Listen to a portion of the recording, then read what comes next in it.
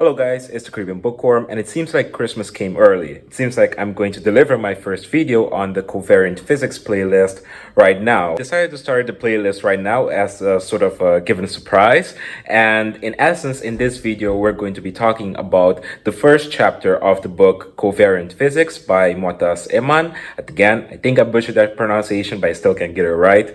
And that first chapter in essence basically lays the foundation of what we need in order to talk about tensor analysis and tensor calculus, you could say. So in essence, we're going to be looking at first coordinate systems, and specifically different types of coordinate systems and what these different types of coordinate systems imply and what they tell us, and also a little bit of partial differentiation and a little bit of basically multivariable calculus, which is where that partial differentiation comes into play.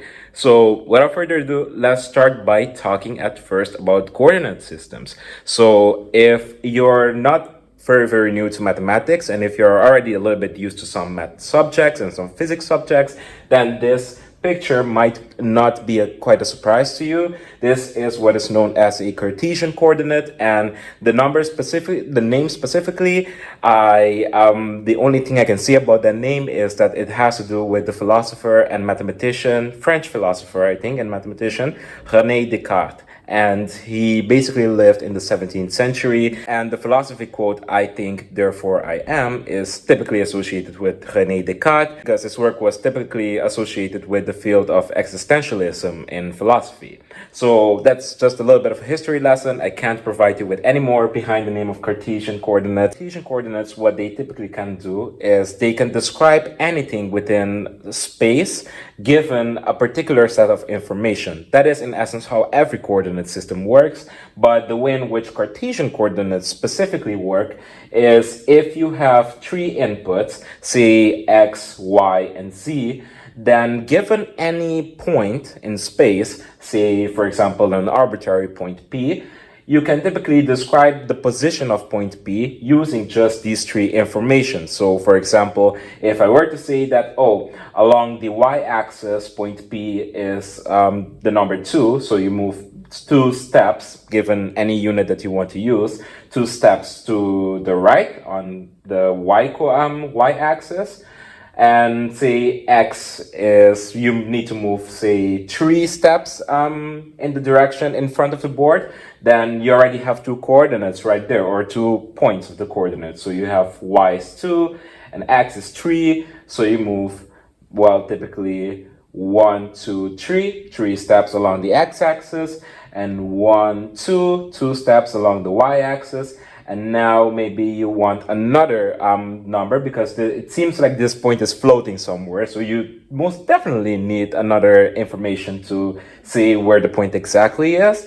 And that is where the z component of this coordinate system comes into play. If we say that z is, for example, number 4, that means that we had to walk 3 steps in the direction in front of the board, then 2 steps like tangential to the board, and then 3 step or 4 steps like in the z direction. And now we've arrived at point P, the exact position of point P. This coordinate system is typically very useful for a lot of problems in physics, and it is typically mostly in terms of classical mechanics what you need, but at times you can use some other coordinate systems in order to describe problems more simply, and some of these coordinate systems are even quite powerful depending on the situation in which you need to use. Such an example is with the so-called spherical coordinates. Spherical coordinates, in essence, it is a very fancy name, but if you can look at it, in essence, we still have the x, the y, and the z axes. So typically it still looks like a Cartesian coordinate, right?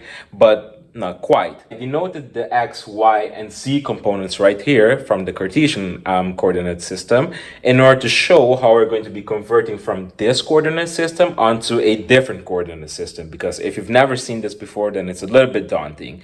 And I'm going to try and lay some relationships between the two. But before we do that, I want to take grab your attention and place it towards these particular three notations.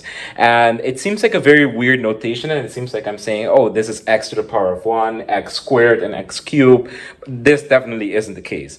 What I'm doing here is using something called index notation, which it seems weird as to why you'd want to do that, but it is going to come in quite handy, especially later on throughout, well, what I'm explaining right here in the video. And also, it is going to come in handy in further math that we do with this type of, well, formulation. So with the index notation, I want to tell you, don't be scared. What the numbers here represent is typically a given number of, well, axes that you have. So if we say that x, or x-axis in this case, if we call that x1, then we would say that this, we could call it x2, and this, we could call it x3, which basically means that we've still described x, y, and z, but only we've described it in terms of x1, x2, and x3. Same thing in essence, different formulations, but we'll get used to it.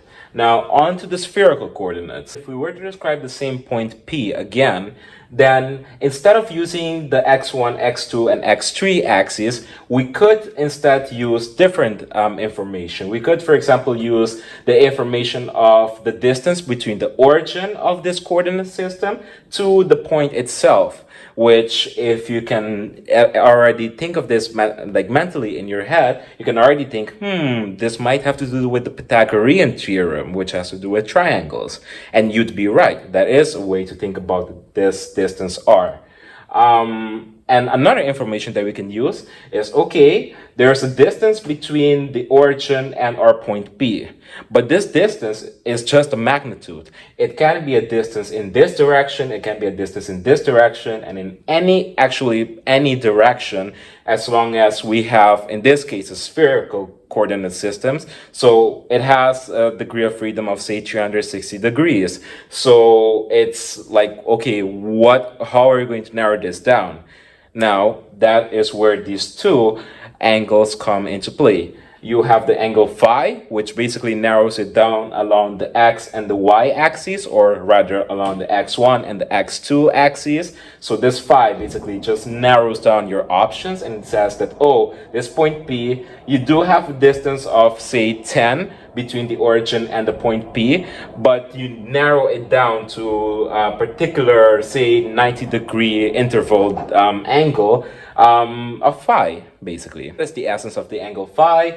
And the angle theta, well, that narrows it down, well, but just along the z-axis, or the x3 axis. So knowing this information and knowing a little bit of trigonometry, we can express basically the Cartesian coordinate values, you could say, of point P, but in terms of the information that we have here, in terms of phi, theta, and r. So x1, if we look at this picture, how can we write x1? Well, if you use a little bit of trigonometry, we know that, okay, x1 has to be this position, right? If we look at the projection of r onto the xy plane and we draw a line onto x1, we see that, okay, the x1 position of point P, it has to be this. So how can we express this?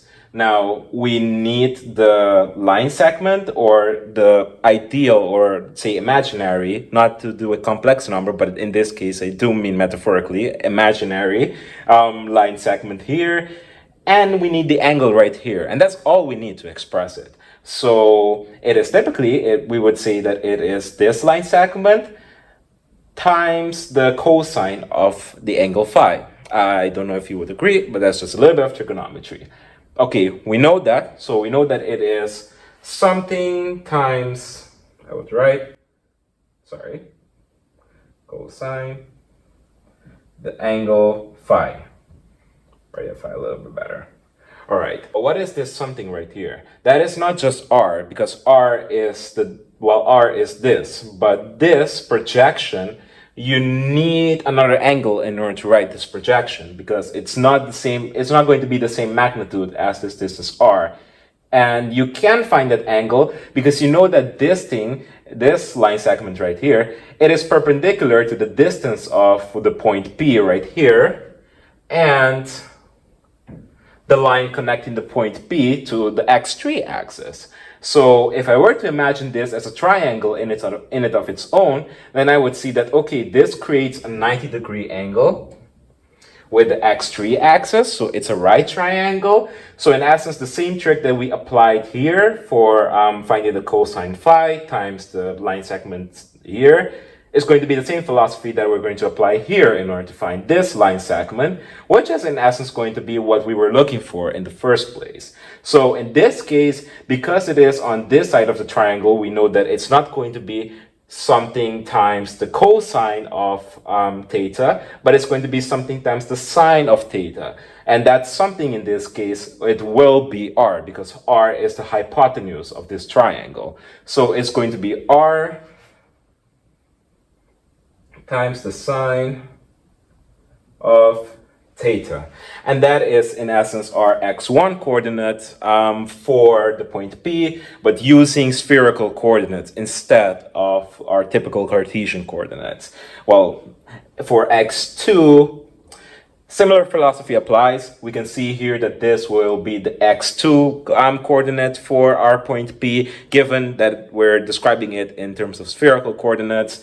So how can we find this? Well, it's a very similar philosophy. We've kind of explained already how we did it for this one. So this one is going to apply similar logic. We can see right here that, okay, this is going to be, well, instead of the cosine of phi, we're going to be using the sine of phi because it's going to be this side of the triangle. So we have a sine of phi, and of course we have this line segment, or rather the hypotenuse of this triangle already, and that is this value r sine theta, and that doesn't change, that remains the same. So we can see that, okay, x2 is just r sine theta times sine of phi. And for the x3 component of the spherical coordinates, then if we look at what we had again, unfortunately I wrote this already because I made a little bit of an error. Because we're looking at the projection of point P onto x3, we're still interested in this right triangle right here, but instead of this side of the right triangle, we're interested in this side. So in essence, we're interested in the hypotenuse times the cosine of theta instead of the sine of theta. And hence why the x3, basically Cartesian component of this point P, described in spherical coordinates, would be r cosine theta. It's a little bit more simpler than x1 and x2. Of course, Cartesian and spherical coordinates aren't the only type of coordinates you can use. In essence, actually, there are almost infinite amount of coordinate systems you can think of if you're creative enough, and of course, depending on what type of problem you want to solve. Another one which I wrote right here and I drew right here is the so-called cylindrical polar coordinates, or even just the cylindrical coordinates. And cylindrical coordinates, if you were to think about this in some way or form, is the same case that we had for spherical coordinates. So you can already see I again drew the x1, x2, and x3 components in order to make it somewhat more relatable again, since we need to go from Cartesian slowly to these other coordinate systems. In this case, the thing at which you define is the projection of this line segment right here. And that is going to be, instead of r, we're going to be calling it the Greek letter rho, just for convention's sake. And we're going to say that rho is the hypotenuse of this right-sided triangle right here with the angle phi again. And we don't have any line segments from the origin to this arbitrary point. And that might seem weird, but that is because in this case, in the case of cylindrical coordinates, actually there is no line segment that needs to be drawn. What we're interested in is, in essence, if we have, say, I'm going to just draw a little bit through this picture right here. What we're interested in is, in essence, if we have a cylinder. So if we have a cylinder and we were looking at it from, well, see if this was our Cartesian reference frame, what we're interested in is a point on the surface of the cylinder. So if there is an arbitrary point on the surface of the cylinder, say here, then the only way at which this point can change with respect to the cylinder is by rotating around the cylinder, right? So in essence, the only angle in here that plays a role is the angle phi, because the angle phi describes how the point is changing in terms of the x1 and x2 axes. So in this case, the theta that you typically use to describe something in the spherical coordinates doesn't really matter, which is quite unique, interesting, and fascinating, and useful for certain problems in relating to electrodynamics. Here, of course, I wrote the Cartesian components, x1, x2, and x3, and the coordinates that you would use in terms of the cylindrical polar coordinates for coordinate components. You can see that the x1 and x2 looks very similar to the one that we had for the spherical coordinates. The x3 component for the cylindrical polar coordinate system would just be rho, because of course, as we mentioned before, in this coordinate system, the point does not change in terms with respect to the x3 axis, because it just basically rotates around the surface of the cylinder. But even if you want to think of it as the angle theta playing a role, then you can just say, what would happen if the angle theta would be 90 degrees? Since that is exactly what is happening here. The angle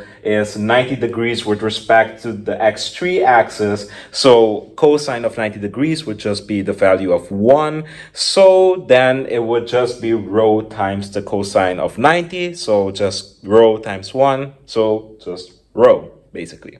Along with the Cartesian and spherical and cylindrical coordinates, such as I mentioned before, again, remember that I mentioned that you have a bunch of coordinate systems you can use.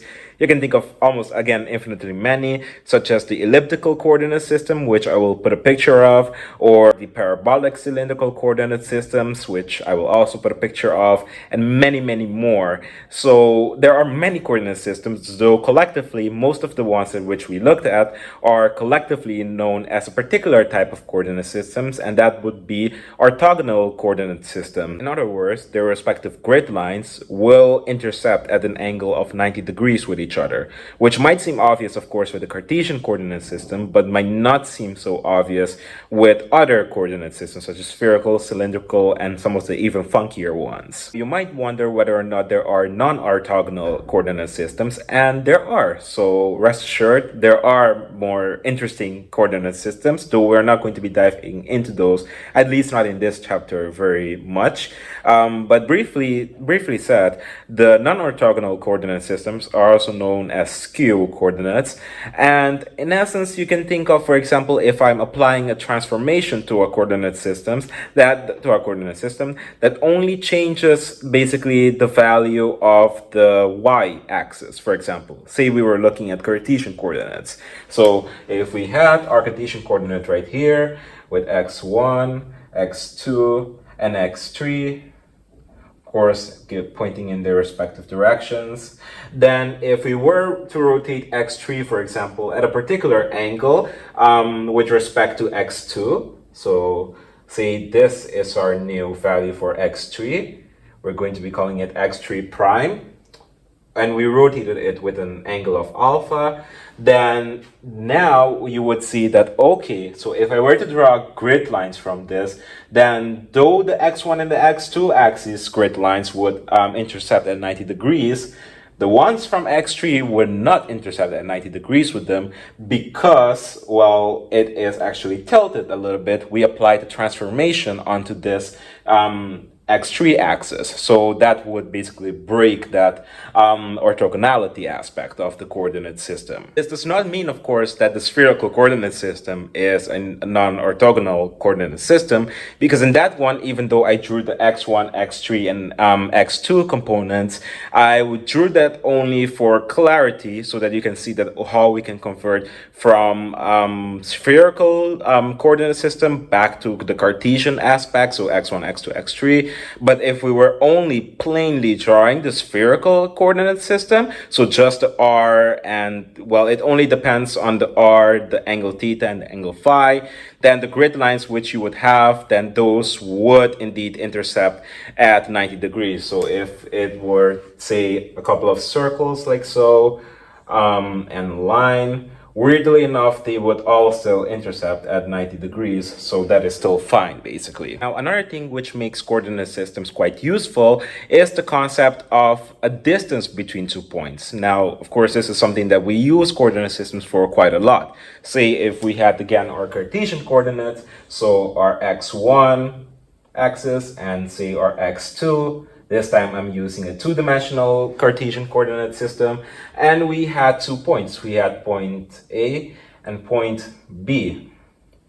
And we wanted to know the distance, or rather the shortest distance between point A and point B. Well, knowing a little bit of basic geometry, you can already imagine that, okay, we can just use the Pythagorean Theorem to figure out the distance, the shortest distance between A and B, because that would be just a straight line connecting the 2 points.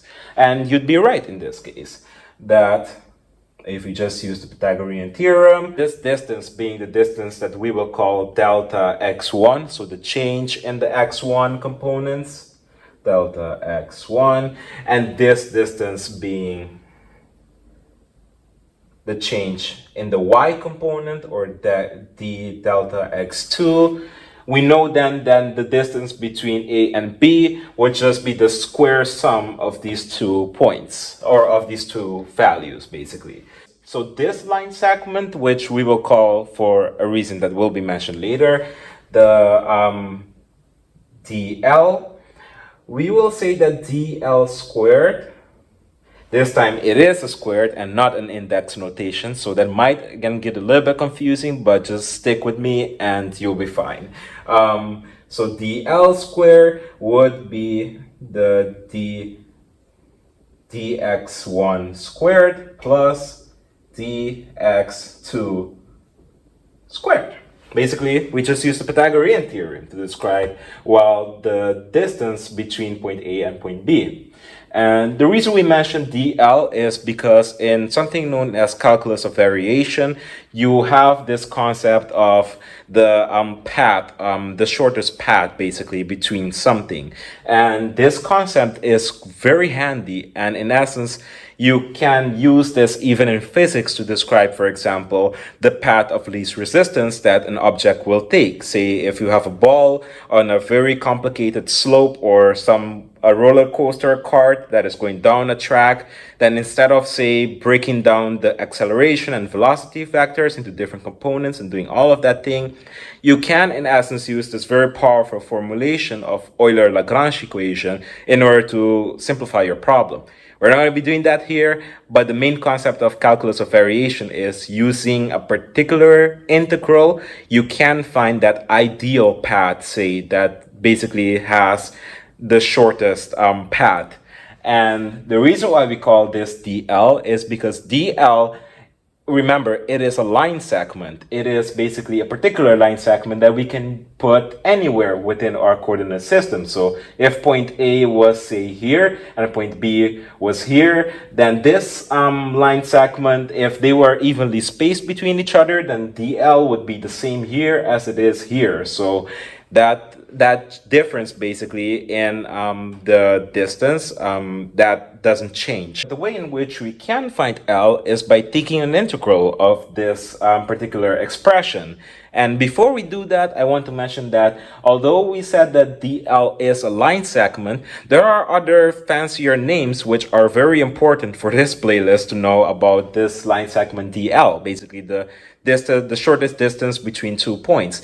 And that is something that is known as a metric. So when you hear the word metric, it typically means the shortest path between 2 points, and not just of Cartesian coordinates, but for any coordinate systems. So you can imagine that for Cartesian coordinates, it is a very simple expression of dx1 squared plus dx2 squared. And if we were to project this in 3 dimensions, then there would just be another term here that is the dx3 squared. So if we were to project another, like if it was in 3 dimensions instead of just 2 dimensions, and we can make this in essence for n dimensions as well. So for any number of dimensions that we want, though because we describe space typically in 3 to 4 dimensions, we will just only be using, 3 components right here. And also because we're talking about Euclidean geometry, we're using the Pythagorean Theorem. And Euclidean geometry typically is just the geometry of flat space. So we're using X, so say X, Y, and Z, which is very rigid and very much for flat spaces.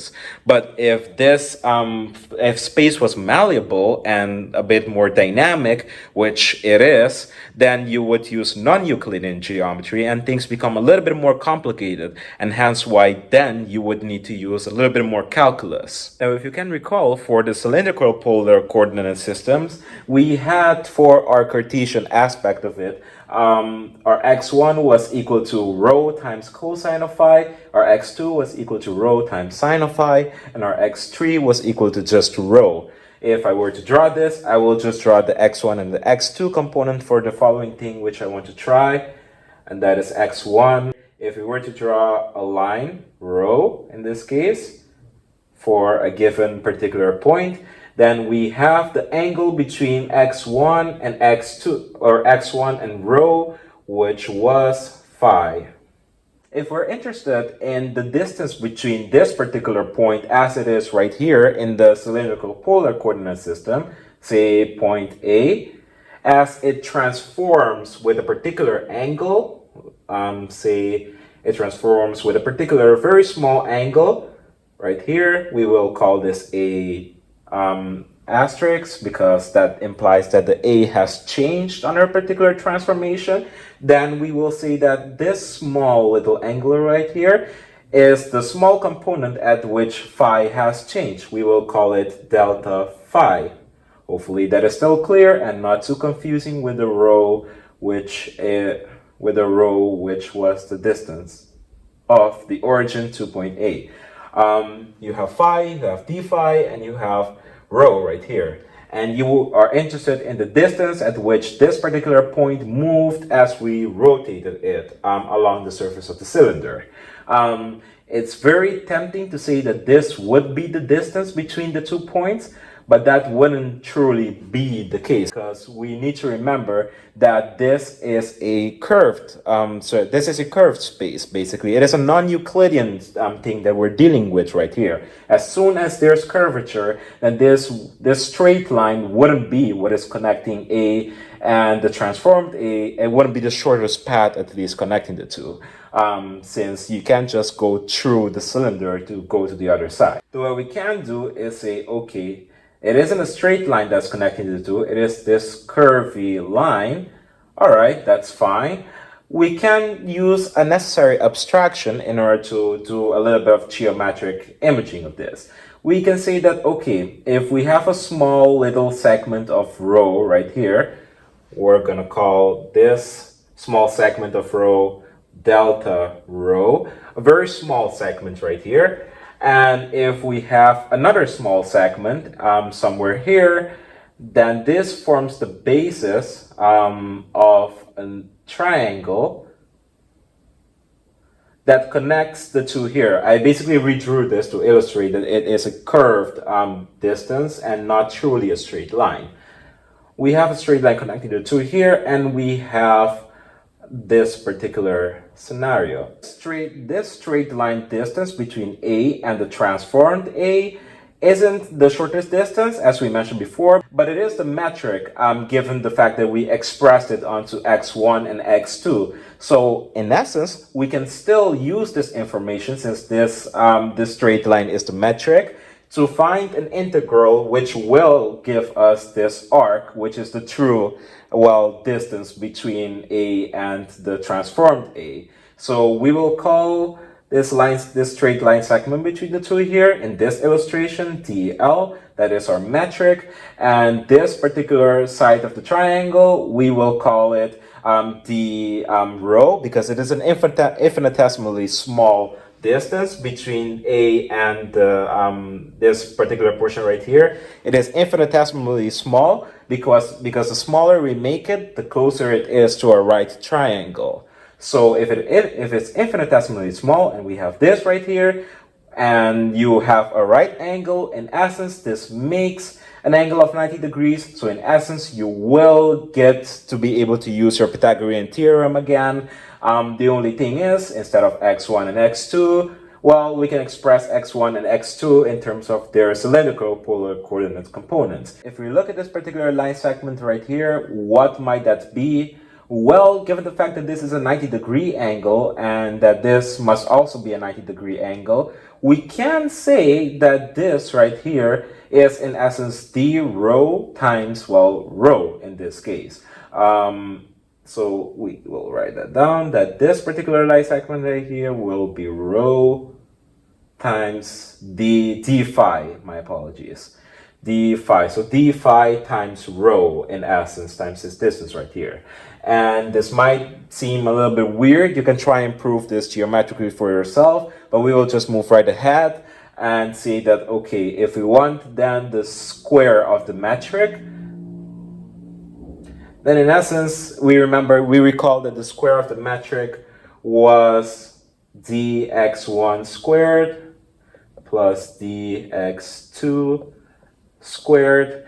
And we can then, if we see that this has x1 and this has x2, we can substitute these two things into this equation and see what we find. This is an analytical way of finding the metric, but the geometric way would be to find the area, in essence, of this right-sided triangle. Both lead to the same thing. It depends on your preference. Do you like the geometric method or do you like the analytical method? I personally find the analytical method to be a little bit more insightful, so we're going to continue and to use the analytical method, and that being that we need to find the derivative of both x1 and x2 so that we can plug them in here. So the derivative of x1 would be the derivative of rho times cosine of phi. That means we have to use the product and the chain rule in essence, because we don't know whether or not the rho and the phi themselves are something that are variable, that can change. We don't know if that's the case.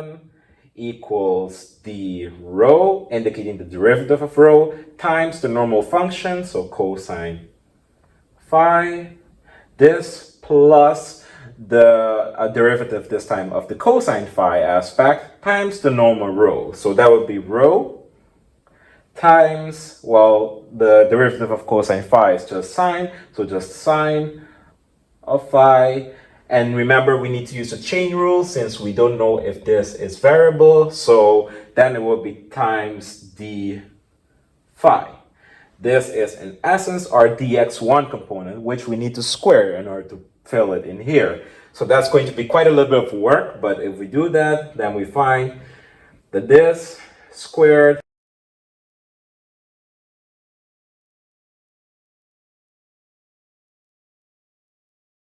So this, in essence, is the square of the dx1 component, which is very long, and I highly recommend you do it on paper since it takes quite a little bit of time. But I'm going to erase this as I already have it written down and I already have the answer written down. So I will just erase this. You can do the same, in essence, for x2 as well. So finding the derivative of this and then squaring it, and then you can fill them into the equation right here. And I will leave that as an exercise for you, as again, it's going to take quite a little bit of writing. So I'm just going to write the answer for the square of this metric right here. That is d rho squared plus rho times d phi squared. That is in essence the answer for the square of the metric right here for this given case with cylindrical coordinates in which you're interested in the square of the metric. Now, if you want to find the true shortest distance between the two, between point A and the transformed A, then you would of course have to integrate, and that would be a very complicated problem. But I just wanted to illustrate how you can find the metric for different coordinate systems as well, and how it is not roughly the same as with the Cartesian, even though it deceptively looks as if the same because we're writing it in terms of the x1 and x2 components.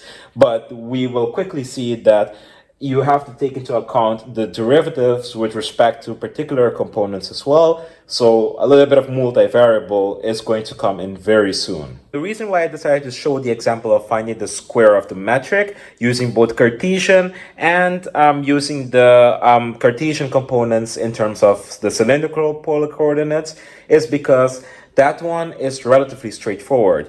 But for example, if you were to do it in terms of spherical coordinates, if you were to rewind the videos and see the x1, x2, and x3 components that we got for the spherical coordinates, then it is still very doable. That would just mean that your DL would just involve, your DL squared at least, will just involve an extra component. So that looks somewhat like this. It would just involve an extra third component right here, which is fine, but that means that the derivatives that you get for each of the terms, or at least the square of the derivatives that you get for each of these terms, will be ridiculously much longer. And you can see and try it for yourself. And it's even an exercise in the book to try and find the square metric of the spherical coordinate system. It is quite a lofty exercise and it's very tedious, and so I am not including it in this video because the video is already very long as it is. So we're just going to jump to how basically this is tackled, and it is there is a really clever way of using partial derivatives for this. And we're going to introduce a very brief new jargon to make your life somewhat easier when doing this, not just for spherical coordinates, but basically for any coordinate system. So the jargon we're going to be introducing is something called the scale factor, and how you exactly derive this is something that you can try for yourself, especially if you're interested in multivariable calculus and differential geometry. But for us, at least not now, we're not interested in knowing the derivation of it. We're interested in knowing what it looks like and how we can apply this to find the metric, since the metric is what we're interested in, or at least the square of the metric. So what this is in essence, if you remember, with polar coordinates, if I were to describe the position of a point, I used three information, right? I used the distance from the origin to the point P. I used the angle rho, which, the angle theta, which basically was the angle between the x3 axis and the line segment R. And I also used the angle phi, which was the distance between the x1 axis and the projection of the line segment R onto the xy plane. So this was the three information that we used.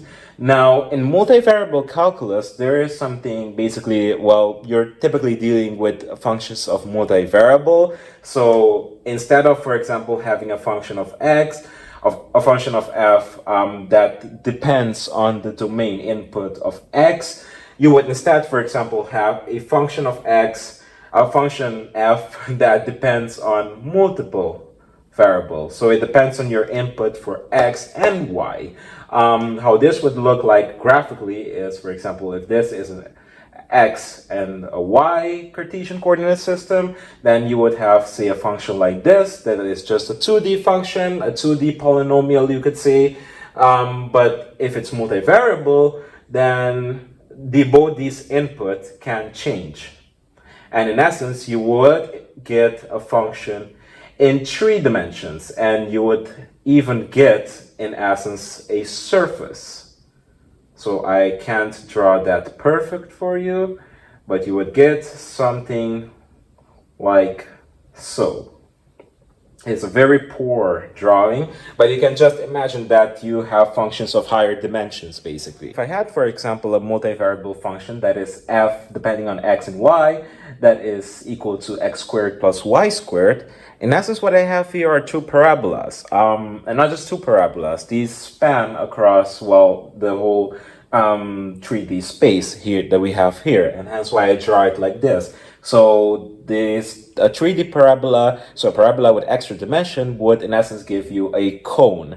And this cone, if you were to imagine, if I had a different color of marker, I could do this easier. But if I were to draw a line segment between it that goes, say, if I wanted it to be across this plane right here, I would then have a particular regular parabola that is, well, from the z-axis, and right here we have the y-axis. So if I wanted to find the derivative of this particular cross-section, I would then find the derivative of this function right here with respect to y in essence. And I can do the same thing. I can find a cross-section, but in this angle, you could say. So, and basically, that just cuts it from the z-axis and the x-axis. And I would have basically a similar scenario, but with the horizontal axis just being the x-axis. That shows you that I can find its derivative with respect to these two variables. And the way we know this in multivariable calculus is instead of calling it the typical derivative, say dx with respect to the dy, we would say, oh, we want to find, or df with respect to dy, we would say instead we want to find the partial derivative, which is in essence the same thing but with these curly d's, and they just mean df dy, but it just implies that it's a partial derivative. And you can write this for the partial derivative with respect to the x component as well, and it would just be the same thing, so but just this time with the x denoted in the numerator, you could say. As mentioned before, when it came to spherical coordinates, we needed three information error to describe the position of point P, and that was r, theta, and phi. So, in essence, we can use something called a scale factor in order to more easily find the square of the metric, basically, that we want for our given coordinate system, and it can be for any coordinate system. So the scale factor is something that we will denote with a letter h. It's a simple letter, doesn't stand for anything particular, and we denote h sub a particular information that we want to use, basically. So say we want the r, h sub r of our coordinate system, and this will be basically the partial derivative of any of the Cartesian aspects of our coordinate system. So I guess I have to write that in order to make that more clear. So say you have x1 equals something something something, x2 equals something something something, x3 equals something something something. As you can remember before, we expressed x1, x2, x3 in terms of their component when it came to spherical coordinates, and we did it even for cylindrical polar coordinates. You can have this information filled right here and say that, oh, okay, so for example, for the scale factor of the information of r, like in the case of our coordinate system, we will say that it is the partial derivative of firstly x1 with respect to r.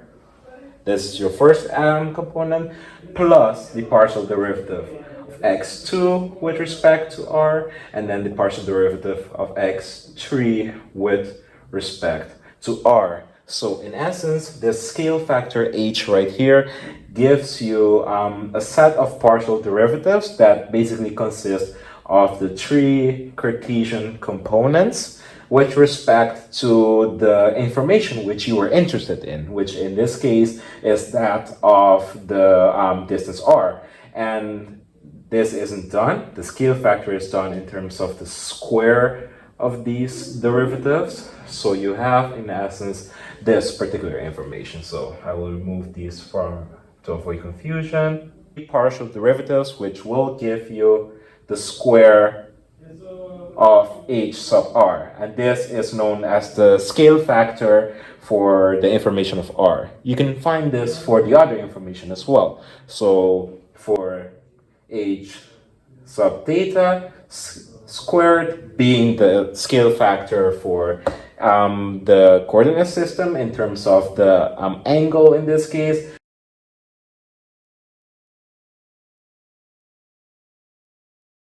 squared. That is your second scale factor. So you have your first scale factor for r, your second scale factor for theta, and now your third one for the angle phi. And that's just going to be h squared for phi.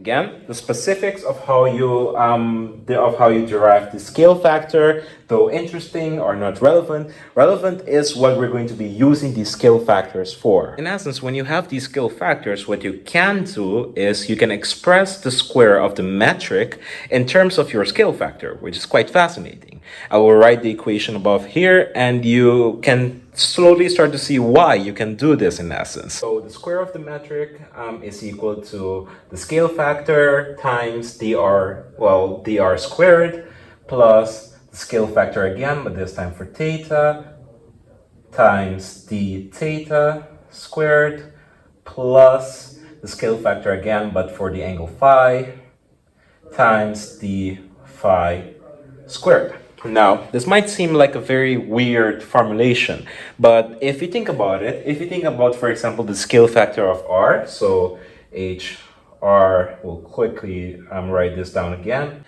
What we can notice is that it consists out of these partial derivatives, which are all with respect to dr. So if we were to multiply this by dr, and because in this case we have the square, so we have, for example, so the square of the derivative, in essence, what you have here, typically mathematicians will get really mad at you for treating derivatives like fraction, but in some cases you can, and this is one of them. If you have, for example, just this component, which is the partial derivative of x1 with respect to r squared, and multiply this by dr squared, these two dr's will cancel out. And what you're left with is, in essence, just the square of dx1.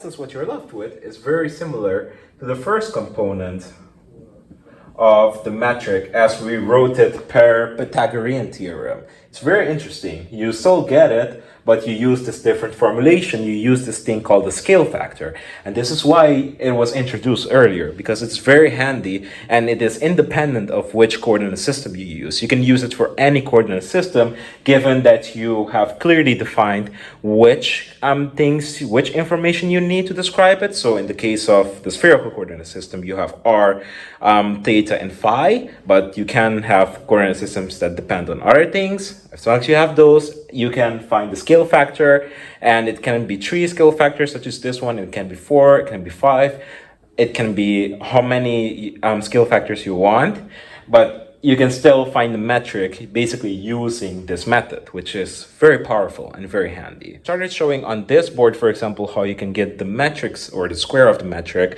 by using the scale factor component right here for spherical coordinates.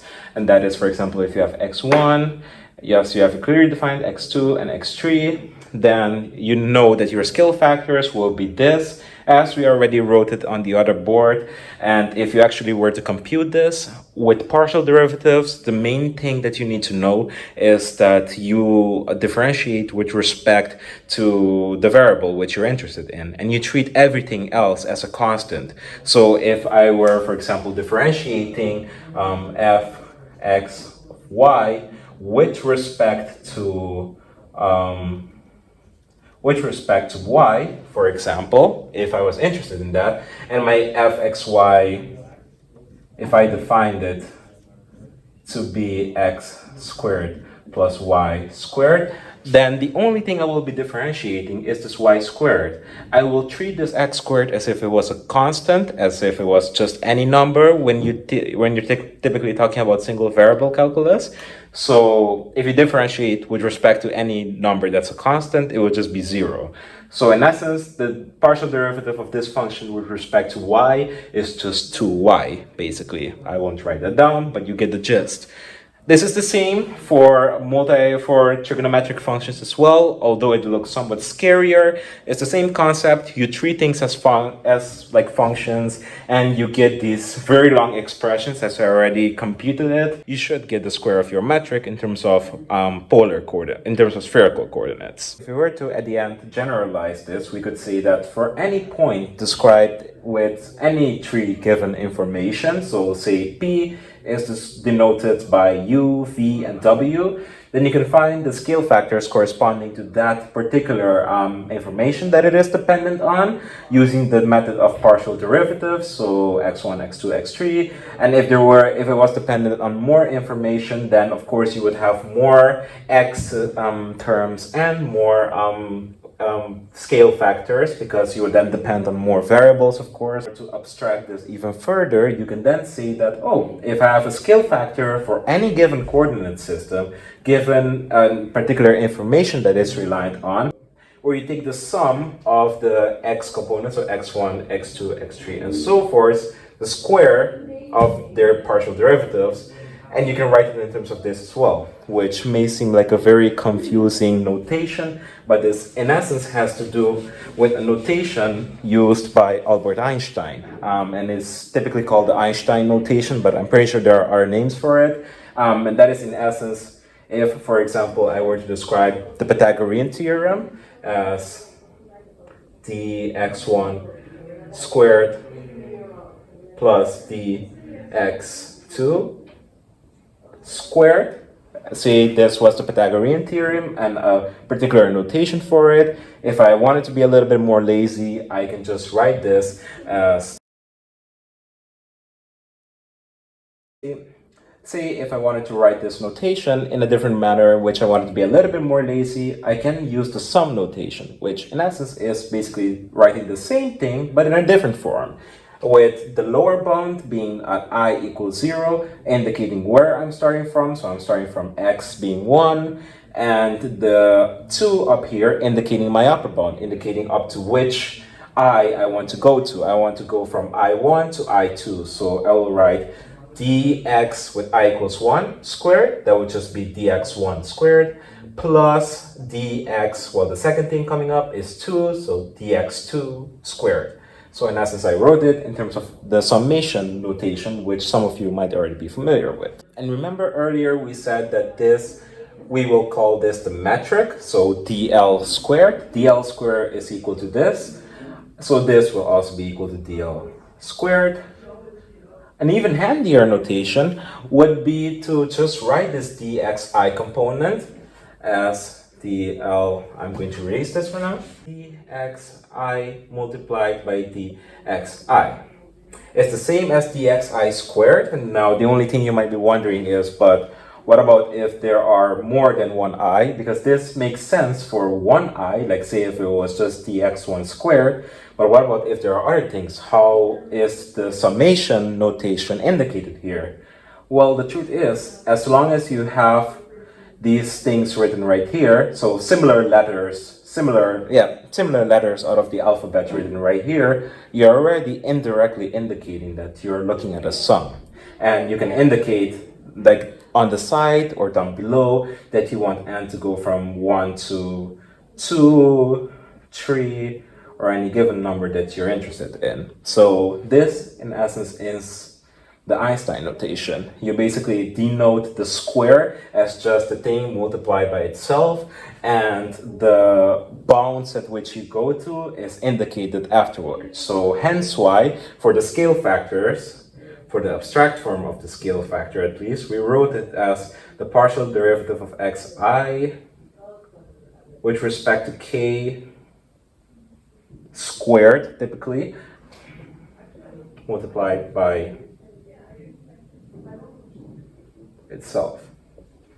It's the same thing, same Einstein notation. You can even indicate that it goes from n1 to n3, so n equals 3, but it's just a different notation basically. So guys, unfortunately the video has to end abruptly right here, because basically mid-editing I noticed that the video was reaching way past an hour. So in order to make this still quite condensed, well, as condensed as I can make the video basically, I decided to split the first video into 2 parts. So you're getting the first part with this video, and you're getting another part that is going to upload upload as soon basically as I'm done editing it. And that second part is basically more so about vectors and some basic vector properties, which some of you might already be familiar with. But in essence, I still wanted to go through them, especially using the new index notation. Hope you guys found this video quite informative. Please feel free to leave some feedback down below in the comment section, as I'm very curious to hear what your thoughts are on this basically format of doing like the Journey to Relativity playlist. So I'm very curious. See you guys very soon, and bye.